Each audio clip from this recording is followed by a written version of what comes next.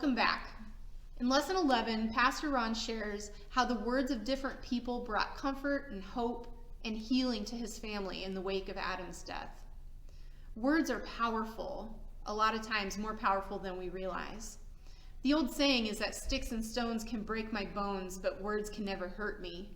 But I think most of us have lived through experiences that tell us otherwise. Words have the power to bring life or destruction.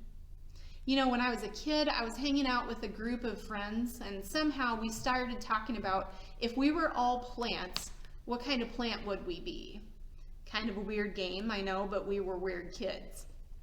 So we ran around the group and assigned everyone their plant identity. So one girl was a beautiful flower, and there was another girl, she was a tall, graceful tree. And when it came my turn, the group very quickly and with disturbing unity agreed that I was a cactus. Not the most flattering thing I could have heard that day.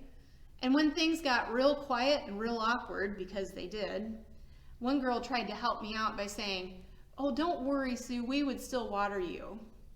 Not helpful, Jennifer. Watering a cactus is the quickest way to kill it.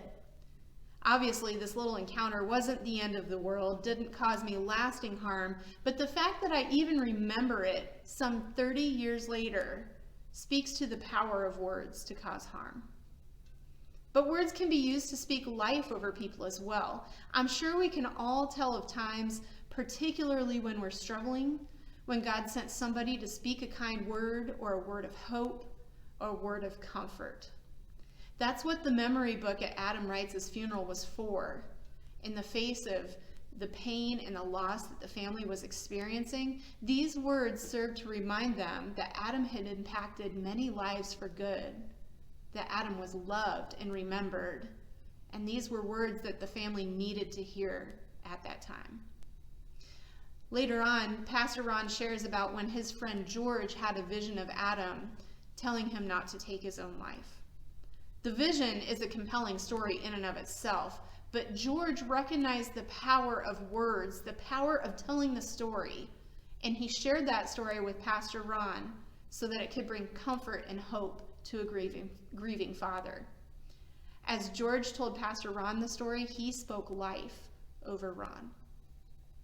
As God's people, we are called to be storytellers.